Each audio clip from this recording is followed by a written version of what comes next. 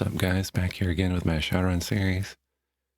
Today's video I'm going to show you sort of the end game nuyen grinding that I did. I'm ready for the end of the game here. So I'm going to show you how I got all the money to buy all the deck upgrades, which are really expensive. And so that's what I'm going to show you that. And then I'm actually going to go through and try to do as many of the story quests as I can. I only have about an hour minus however many times the cats interrupt me and mess up my time. So we'll see how far I get, but all right, so load game 1. All right, we're already off to a great start. Cat already interrupted me before I even got through the introduction. So I read online that Ask Technology is one of the better matrix systems to raid for money. So I switched from Fuji over to Ask Technology, and I went to go check it out, and I would agree. Now, my calculations are going to be based off of a really good deck and a really good decker. Let's see here, enter passcode. We'll use Ask Technology. It's actually nice and convenient because it populates at the top of the list even. And then I'll show you my programs real quick too. So I went ahead and got Analyze level 6. Analyze is one that's kind of resource heavy, so the size is 108. Deception is maxed out at level 8, which is the highest. The size is 128. Sleaze is 6, size 108. And then attack is 8, which is maxed out, 128. And then you see below that says free memory 28 MP. So yeah, my Fairly Excalibur has a maximum memory of 500, cannot be upgraded anymore. So I can run these 4 programs at the same time. And that's basically what I'm going to run. Occasionally, depending on the node, I might run degrade. And I'll kind of explain, you could technically beat every single node in every system by just running degrade and attack. So that's not a bad strategy. But I'm going to run this. I analyze to sense what ice is defending the node and what the node is. Deception to try to run a fake password. Sleaze to sneak by. Mostly that's for if it has barrier ice or black ice. And then attack, of course, when everything else fails. Alright. So I run Analyze. Orange 4. Blaster. Run Deception. It's going to work. Remember that orange 4. The 4 is when I roll my dice, and for Deception it's going to be 8 because it's a level 8 program, plus my hacking pool up to double its original number. So basically I'm rolling 16 dice. So like this one, I'm rolling 16 dice, and every one that's 4 or higher I get to count. Well, I'm going to pass. It's not that hard. And then the enemy ice is rolling 4, because that's the level to access ice. And then I think it adds some other bonuses too, so it's not just 4 dice. You see this one's spinning pretty quickly. Analyze it. Now this is the one. I'll analyze it again, I think. There we go. This is the one part that will slow you up a bit if your deck isn't that good. And that's because the black ice won't take the password. And if you have a failure, the tar paper will set off. It'll eat that program, but just temporarily. But then you have to fight black ice and it'll be an active alert. So this is why I have sleaze. If I just get right through this node. And then we go right here. A red data store has to be under a red SBU. And then take a look at this one. It's red, but the number is only 4. And so we don't even need to run degrade on it. Now, according to what I read online, the chance of you finding data when you do transfer data is based off of your intelligence, your computer skill, and your sensors rating. Currently, all of those are maxed out for me, so you'll notice when I hit transfer data, I always find a file. So you can see I'm going to say no, I'm going to try to max out with 50, you know, like 30 MB is not enough. No, it's not 20. So you can kind of, when your skill gets that good, you can kind of pick and choose a little bit. So all the ones I got were either 50 or 60 MB. 1/3 of them will be worth nothing no matter what you do. But the remainders like get multiplied by the 50 or 60 to figure out how much. So 5,000 yen, 4,500, 10,000, 5,000, 12,000. Okay. So you can see that was a ton of money. And you can see I have a ton of money. I'm going to run that matrix one more time. And so now that I have that matrix system mapped, on average, it'll take me about 1 minute and 12 seconds to run this entire thing. So feel free to time me if you want, but here's how it's going to go.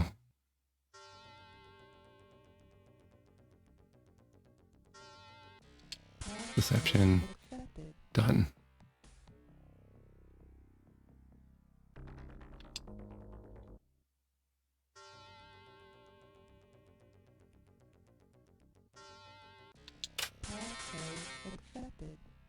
Deception, done.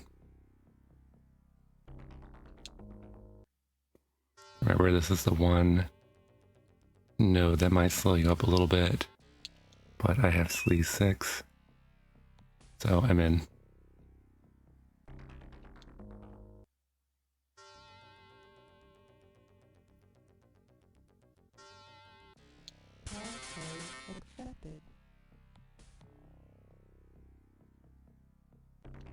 Alright. Then I get to pick and choose my favorite files. 30 is a little low, so I'm gonna hold out for better. Ugh, 20 is the worst. Alright, I might have to settle.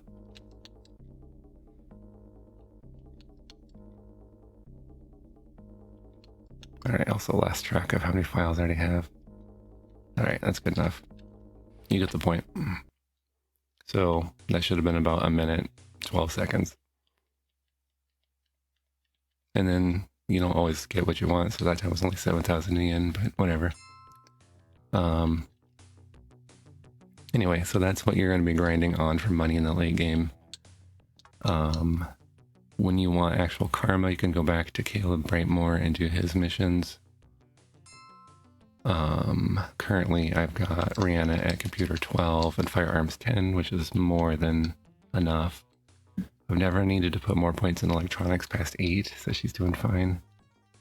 Joshua is a straight Sam, he's only at firearms 9, but he has negotiation 12, so that helped with the prices of the cyberdeck stuff quite a bit. Walking Bear's got sorcery 12, and then I didn't know what else to do with her karma, so I've just been putting them into random skills. And that's kind of where we are. So taking a look at the actual clues we have. Owl Feather is stationed at the ranger outpost in the Amerindian village. A visa is required for entrance to the Salashi. So we'll need to go to the Salashi. Aragorn, Owl Feather's brother, was quite vocal around town about taking on a corporation for local Johnson. He has not been seen since. So I gotta go, I need to talk to Owl Feather, I need to find out what Johnson gave him the job. Alright, Renraku began harassing Boris after Michael visited him to purchase equipment for his run. Mako Socho is heading the head Renraku inquiry. So I gotta go investigate who Mako is. The run contract was given to Caleb, an elf named Frosty. He says that she hangs out in the Pale Barrens.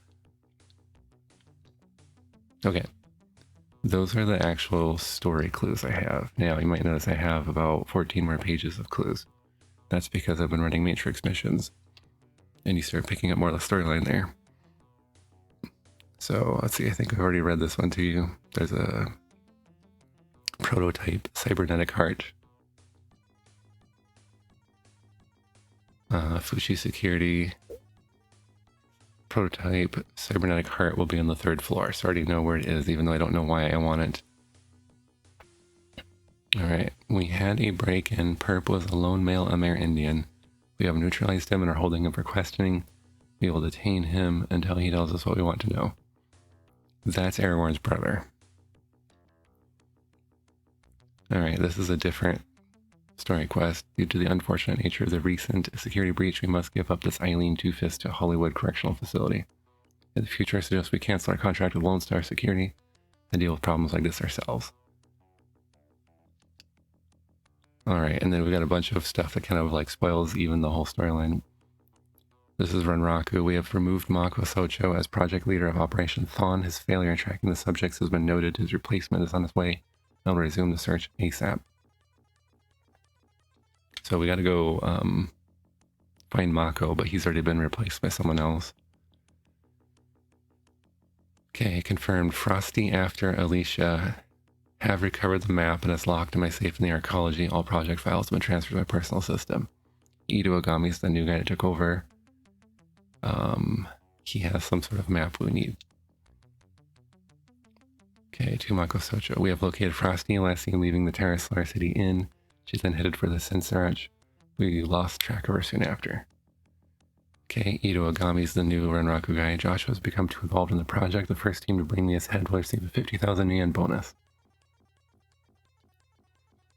And, yeah, this clue becomes available sometime after the strike team start coming after me.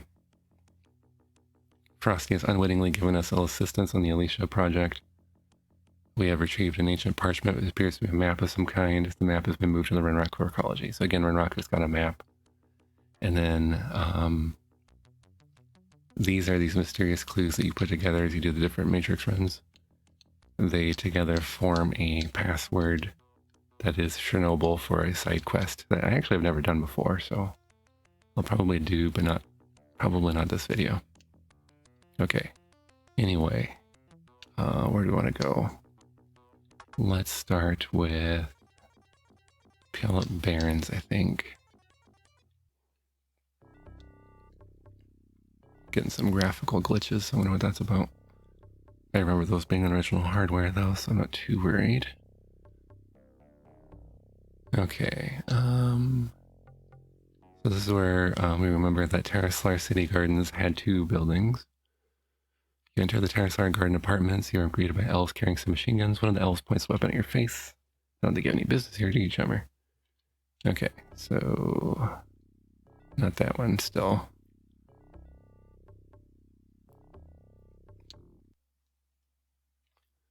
Alright, I'm looking for an elf named Frosty. I haven't seen her in a couple of days, but that's not too unusual. If you're in a hurry, you might try the Senserach land south of the Amerindian village. Story is, she went through some harrowing ritual to become a tribal member. Okay, we'll look into that.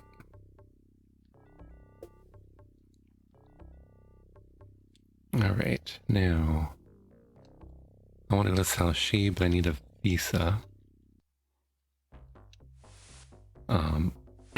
As far as I know, I never did anything illegal, so we're going to see if I can actually get a visa. The Passport Lodge on Council Island serves as a visiting center for tourists. All sorts of cheap items are for sale here, but nothing of value. An Amerindian cleric in shirt sleeves and tie notices you and comes over. I'd like to purchase a passport to Amerindian lands. The cleric eyes you like something the cat dragged in. The passport costs 500 nuyen, which includes a security check to prove you're not fleeing justice. Be aware that you are signing a binding contract to abide by tribal law while in the Salashi.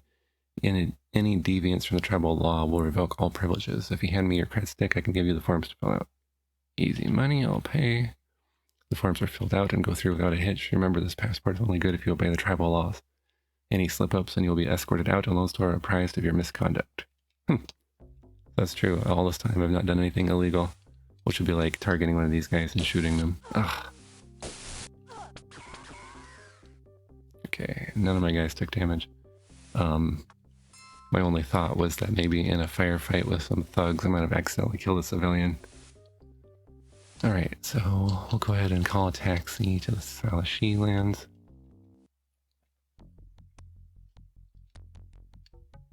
This actually kind of amuses me because I basically lived out in these lands for years in real life. And now it's all like overgrown and has like all sorts of strange paranormal creatures living on it.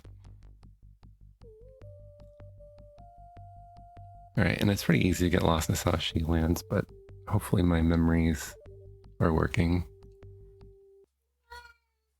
Yeah, and there's a cat. Why is there a cat? Why?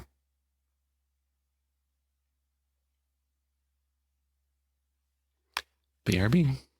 As you enter the tribal council building, a ranger approaches you. His ID tag reads D. Alfeather. How can I help you this fine day? I'm not going to ask the other ones because it doesn't make sense. Tell me what you know about my brother Michael. You pull his holopics from your pocket and give a brief synopsis of the events leading up to Tabitha's murder. Alfeather seems very disturbed by your story. I'm sorry to hear of another senseless death. I fear I was of little help in her quest to find Michael's killers. Perhaps if I had been able to learn more, she would still be alive today. What have you learned so far? I have not made much progress. It seems a great amount of interest has been generated in our land lately, and many strangers have been visiting here. Your brother was one of them. After his death, Tabitha gave me many leads, all to no avail. Something has the people of this region scared into silence.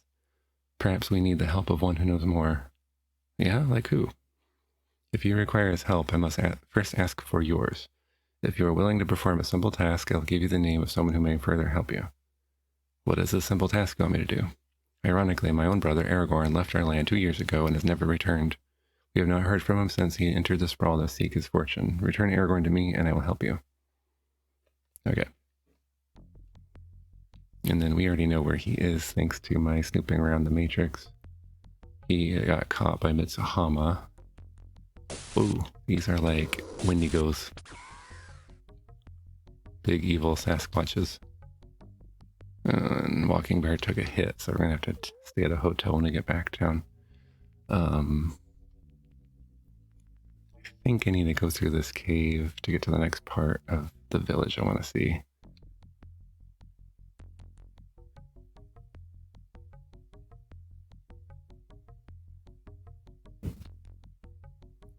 Yeah, it's very easy to get lost out here. See, my brain is telling me to go to the right. And the cat is back. Of course. That didn't last long.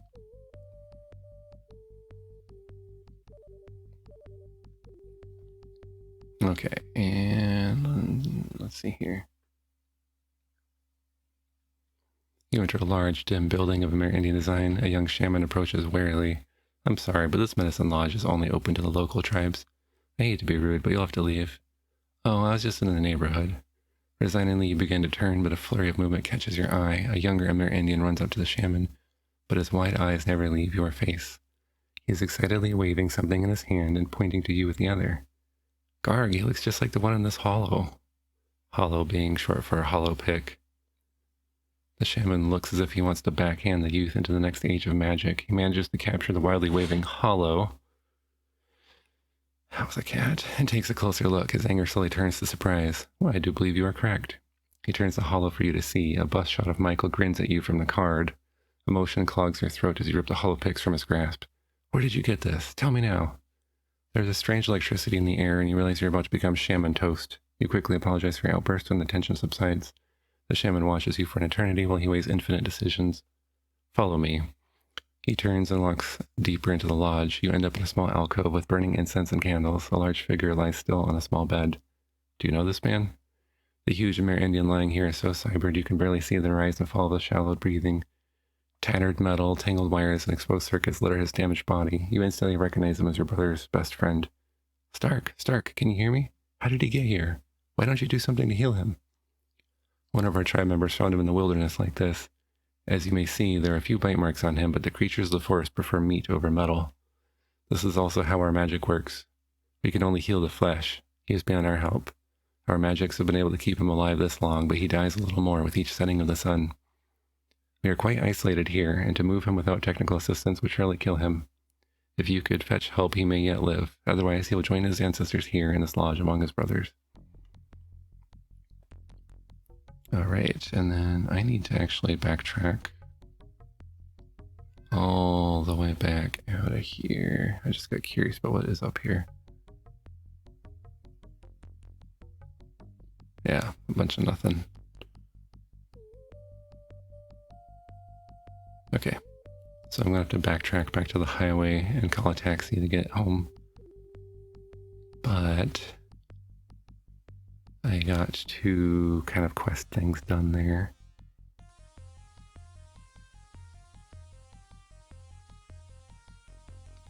The other thing, and maybe I should have initiated this first, is I need to start doing, there's some quests to get into Sinsarat, which is the elf land.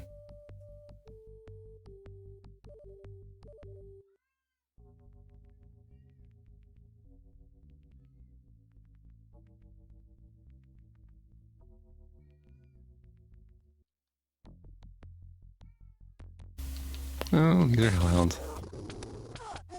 Ow. Ow.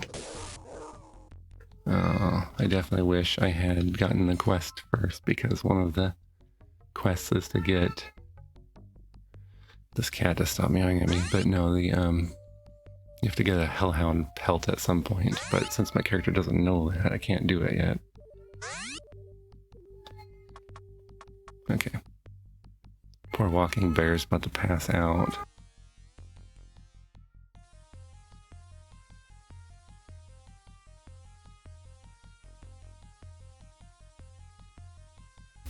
Okay, and the road should be up ahead. I don't know why there's skeletons up on these totem poles. It's pretty weird.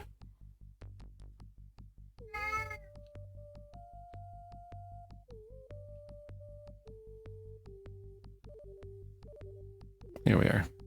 Here's like the one phone booth to call a taxi. Okay, we're actually going to... I'm gonna let Walking Bear sleep it off first.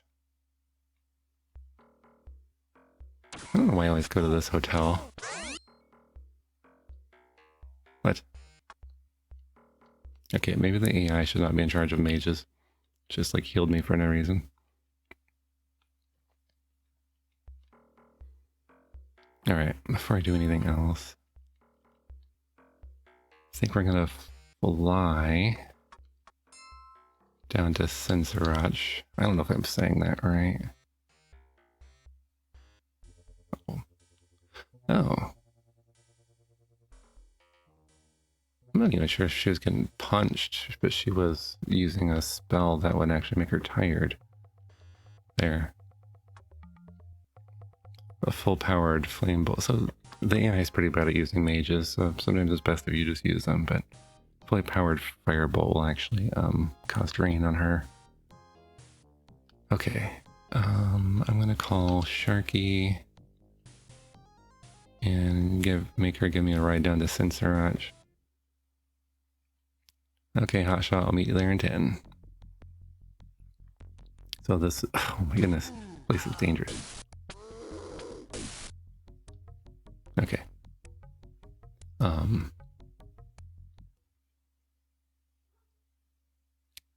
This is where Frosty, this is the group, the community of elves that Frosty joined. So that's why we're looking into this. An armed elven guard stops you at the gate. Hold it round here. This land is no longer UCAS. It belongs to the Sinsarat elves and is governed by our tribal elders. You, Sura, are not a tribe member, so take your leave. I speak with the tribal elders. I will show you to the lodge of the elders. Thanks, chum. The Elven Elders grant your request for an audience and assemble quickly in the lodge. Lady Jillian Morning Song presides over the council and listens as you relate your search for your brother's killers. She frowns when you ask her to tell you of Frosty's involvement. You would have us trust you, but these are such difficult times. You come from a great distance and you say your need is great. We are willing to accept that testimony if you prove worthy. Will you agree to be tested? Yes. Excellent. Although we may not see into your heart, we can see into its reflection. We can then judge if you are worthy to be a friend of the Sensorach and learn its secrets. You must undergo the ritual of binding.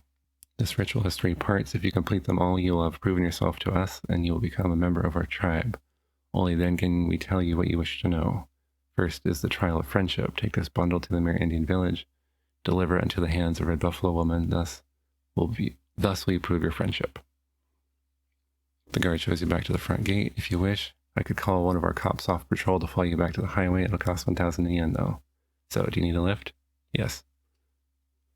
The nuyen is downloaded from your crit stick, and a copter is called in. After a brief but exhilarating flight skimming the treetops and zipping through rocky crags, you find yourself back at the highway.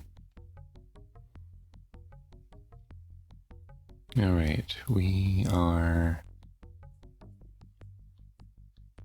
I think we need to talk to one of the mid-level Johnsons.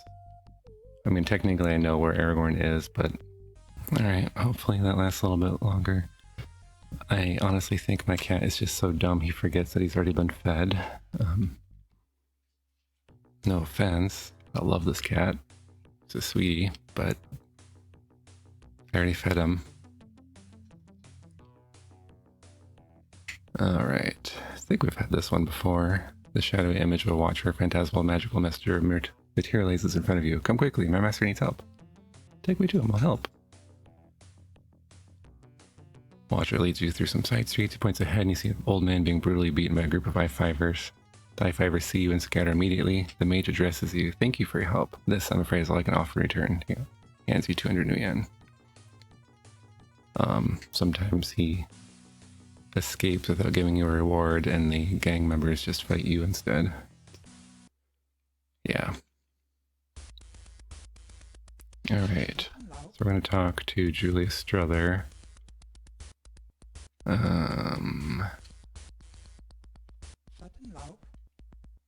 Huh. Let's not be him, so let's go talk to, what's his name? Mortimer Reed.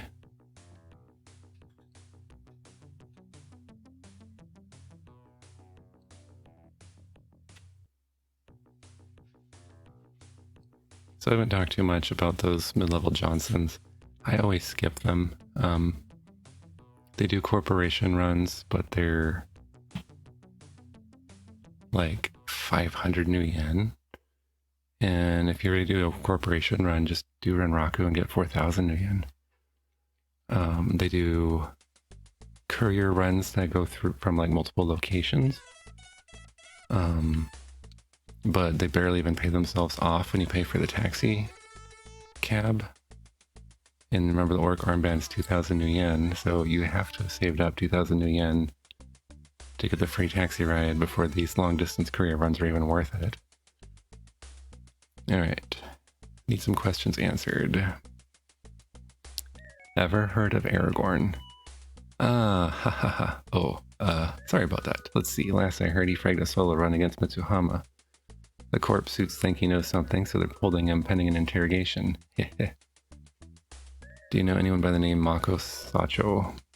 Sure, Mako's a Renraku man, used to be a project manager. Here he's been in the doghouse lately, something to do with his project getting fouled up. Here he's been running up quite a tab at Club Penumbra since.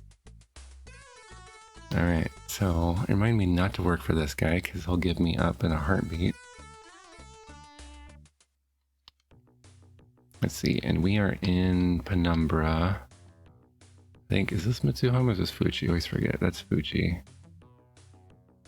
And then this is Mitsuhama. Let's see if this is the one. There's like 2 Mitsuhama buildings. Yeah, you wait until after hours and slip into Mitsuhama with the night cleaning crew. Hopefully Aragorn is still here. Alright. And let's go ahead and do invisibility. So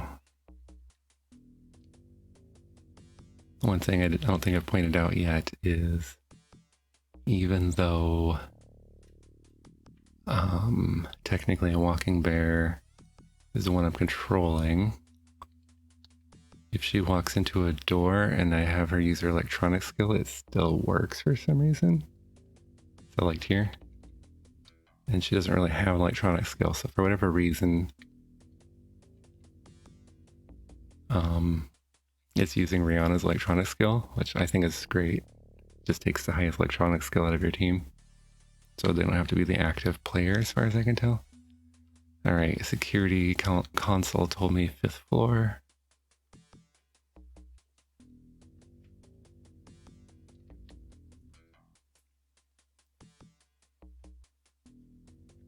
And Mitsuhama's not as... Mitsuhama's not as difficult as Renraku, because Renraku doesn't have the security console on the 1st floor. Whenever you're a little bit worried your visibility might run off, you just go ahead and cast it on someone else in the team and then switch to them.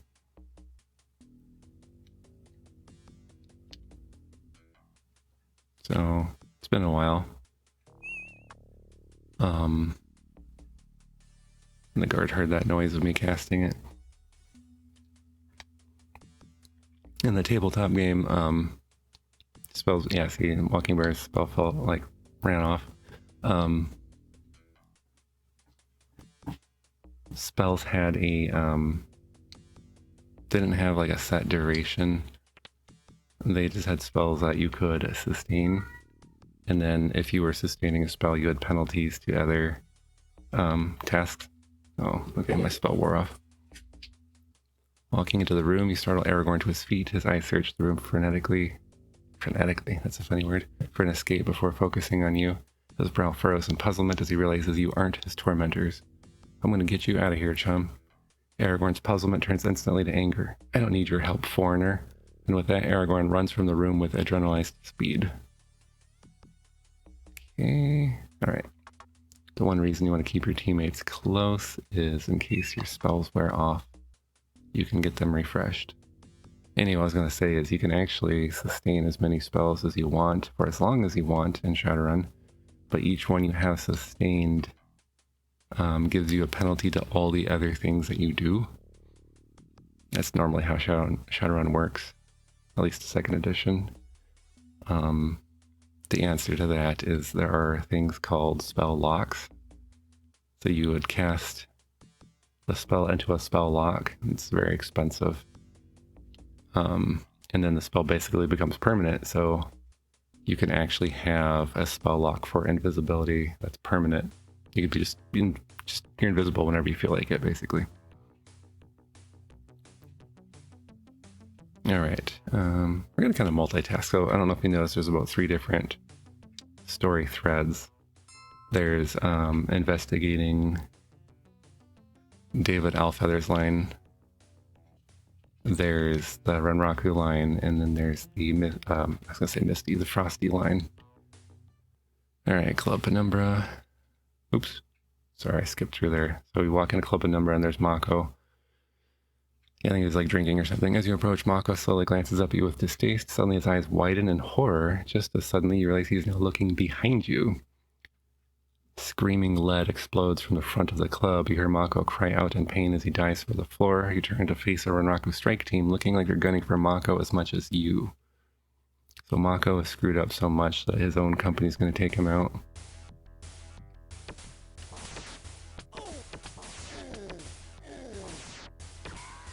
Oh, Joshua actually just ran out of bullets. That's kind of funny. I need to go buy some more bullets. On the floor, Mako lies unconscious in a pool of blood. You rudely wake him from his crimson slumber and he immediately begins to whine. I'll tell you whatever you want, but you need to get me to a doctor first.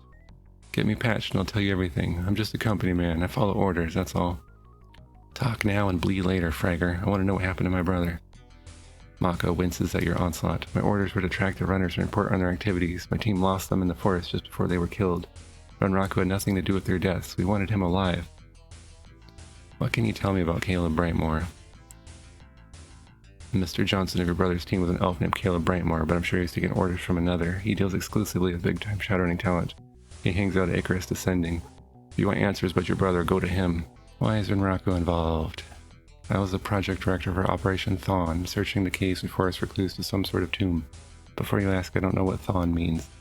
Your brother's team became a top priority after they were hired by Caleb to do the same. We hoped they could lead us to something. After the team was killed, Renraku spent more time following up on the situation. They even upped the resources to find out who killed them and why. I was immediately cut from the project after the forest incident, so I don't know anything after that. Renraku replaced me with a new project director. His name is Ito Ogami. Tell me about Ito Ogami. He flew out here a couple of days ago after the forest fiasco. He's most likely staying at a local hotel. I hear he's a real nasty customer. If you want to stay alive, don't mess with him. Now, please, get me to a hospital. I need medical care, I'll die. Listen, that was a Renraku strike team that perforated you, and they'll surely find you in a hospital. Besides, I've seen people survive much worse than that scratch. Mako looks quite pale, but manages to give you a venomous glare. You shake your head in disgust and leave him to his own recourse. It's just a pile of dead bodies in Club Penumbra now. So when I'm ready to go after Ito Ogami, I start walking around the town and looking in different hotels and stuff. But I'm gonna head back to, was that a phone? Yeah. I'm gonna head back to Salashi, which, let's see, I think I need a visa again, right? Yeah. Taxi won't take you there unless you have a visa. So I gotta go back to Council Island.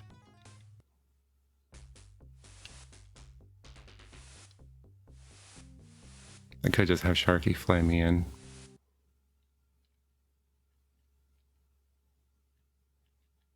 But currently I don't have a warrant for my arrest anyway, so it's no biggie.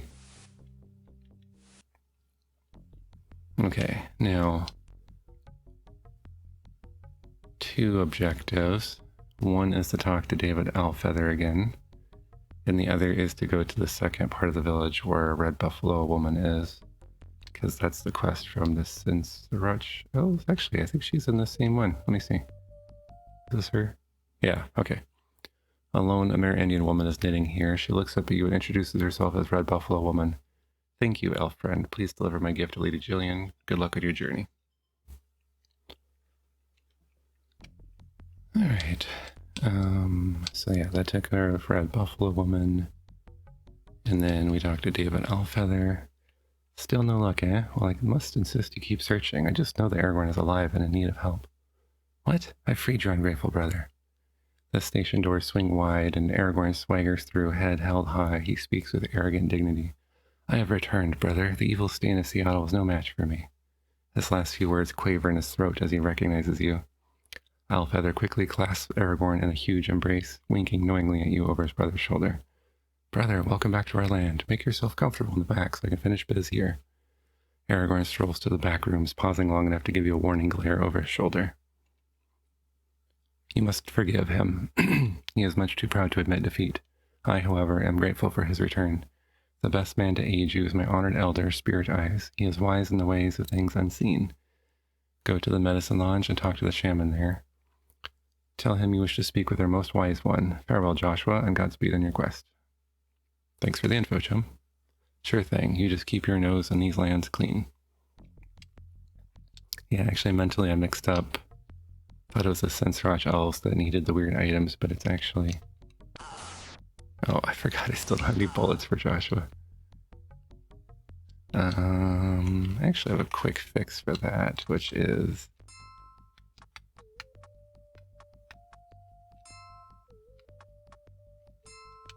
just give him all of Walking Bears. I wonder how many clips... Oh, wow. Oops. We're going to need to take a detour just to buy a bunch of clips so we don't have to worry about it for the rest of the game.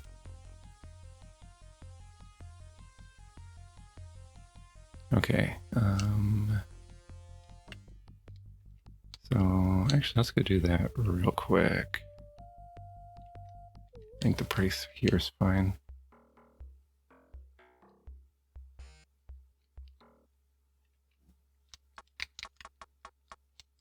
Let's see, sell item. Nope. Don't need concussion grenades.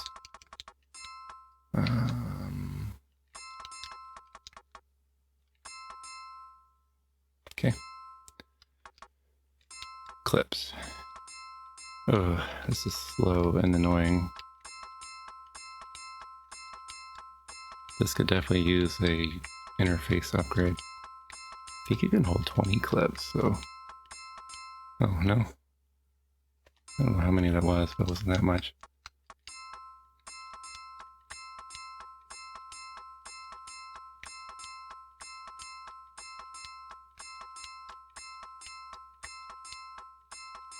Maybe it's 16.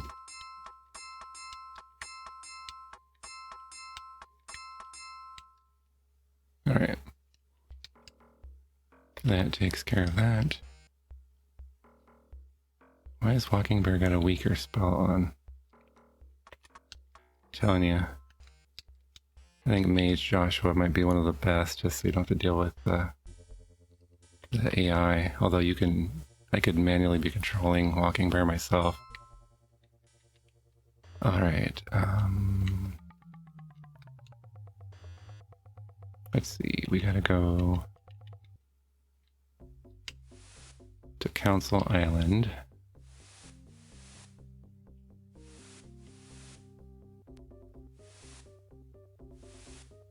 And actually, so the shop over here where you can buy magic. I wish to speak with your most wise one. I see. You will find him outside the door to your left.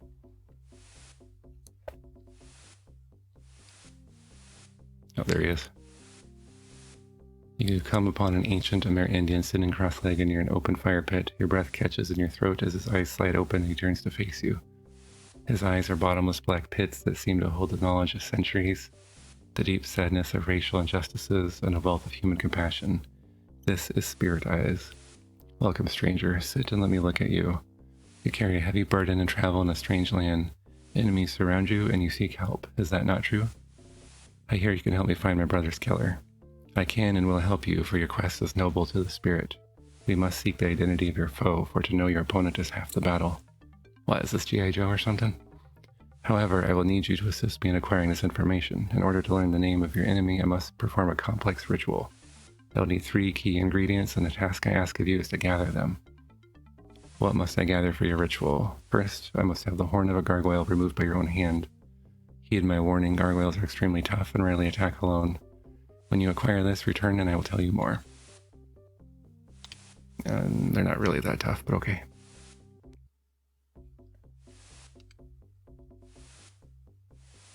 So yeah, we're kind of, like I said, we're kind of multitasking. Alright, I took a hit from that random mage. A lot of mages that hang out on Council Island waiting to ambush me.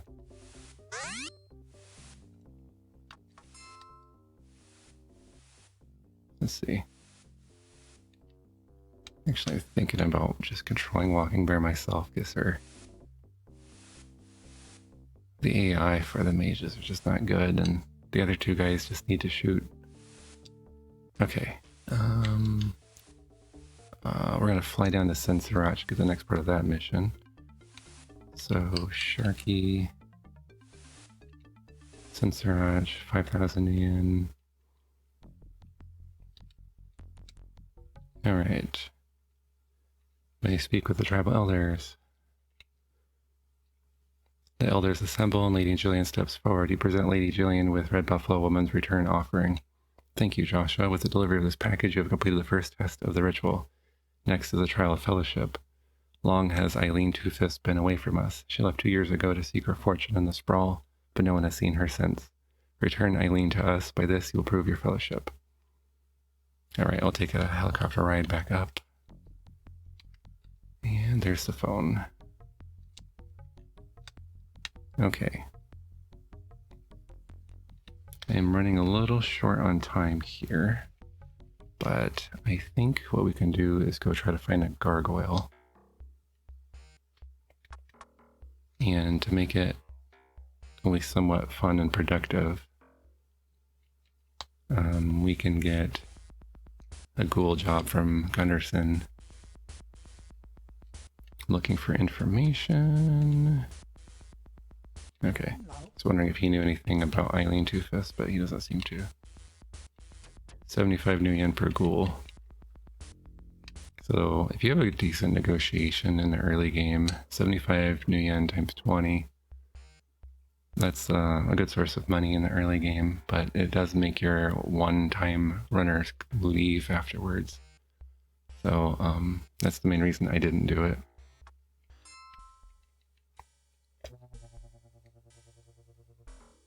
But while we're hunting ghouls, some gargoyles are liable to show up.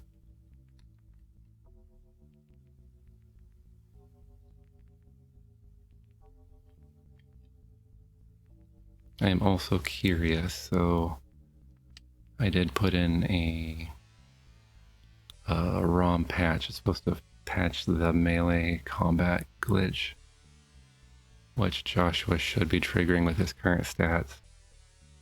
Oh, well, that didn't take long. We already have the gargoyle thing. So actually, let's see if we can get... So if the glitch happens, what happens is the game locks up for a second, and then Joshua should just fall over dead. If the glitch is fixed, then I should just do damage to the enemy, and that's it. But it's melee versus melee is what it is, so... Yep. Apparently I have more than one gargoyle horn, but you only need one, so it doesn't matter. Just realized I might need to like try to separate my other guys from me so I can actually fight by myself. Because they keep killing the enemies. There's a bunch of ghouls down there. Okay. Let's see.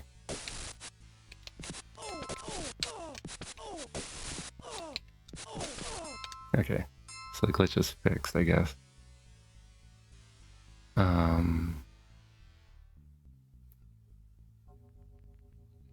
Also kind of curious, tabletop Shadowrun, melee was an opposed roll, meaning that you roll all your melee dice and they roll all their melee dice.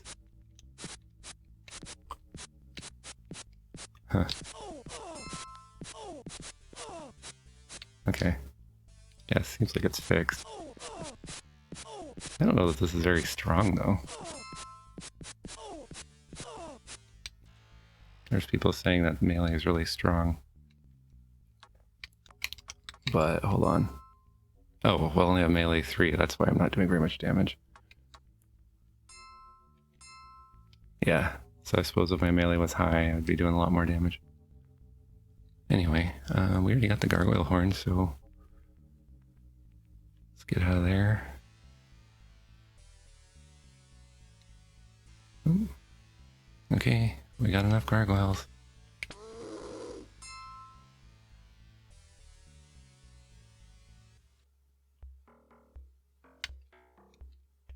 Might as well get the next part of that mission.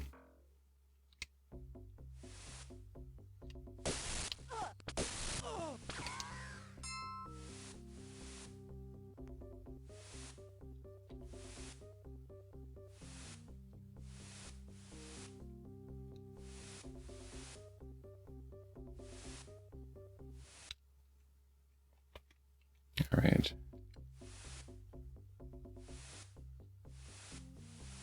Well done, young warrior. The second item required is the pelt of a hellhound. These foul animals travel in packs, attacking lone travelers or defenseless groups. Remember, the pelt must be removed by your own hand. I don't know what he means by that.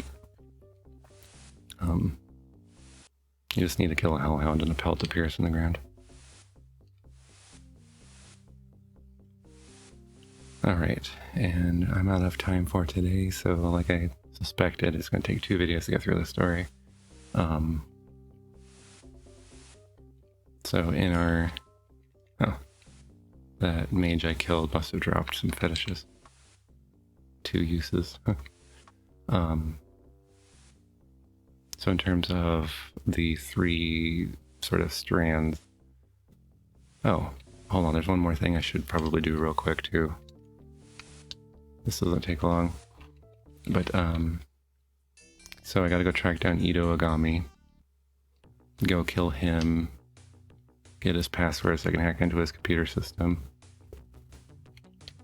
And Raiku's strike team. Let's see. Let's make sure I've got Walking Bear so I can control her, make her do something useful for once.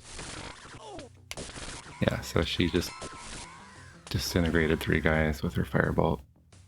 So mages are really powerful, but the AI does not know how to use them. So yeah, anyway, track down Ito Agami, get information from him.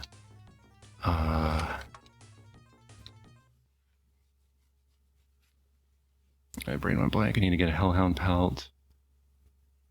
And I need to rescue Eileen Two-Fists. And then here's one more side quest. You enter Seattle General Hospital. The admittance room is packed with humans and metahumans, each waiting for service.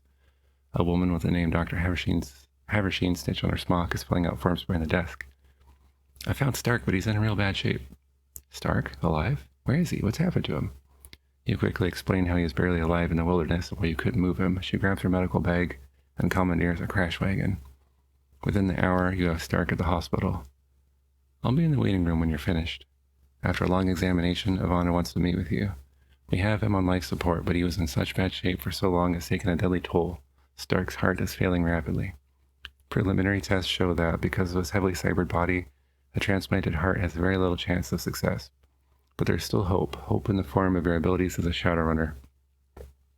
I'll do whatever it takes, illegal or not, to save Stark. I understand that, but it's still not an easy thing for me to ask. My contacts in the medical world tell me that Fuchi has just completed a prototype cyber heart. That heart would be strong enough to power Stark's body. It is being stored at the Fuchi building in the Panema district, awaiting clearance orders from Japan. If you could get your hands on that heart before it ships, we stand a good chance of saving Stark. Alright. So, there's another one. We can save Stark by getting a cyber heart from Fuchi. Alright, that's going to be it for today because I'm out of time, so... Ugh. Random encounters. Alright, looks like it's combat time.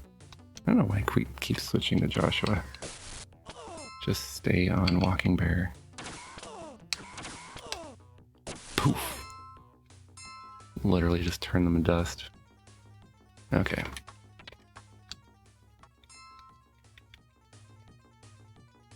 Alright, so anyway, that'll be it for today. Catch you next time.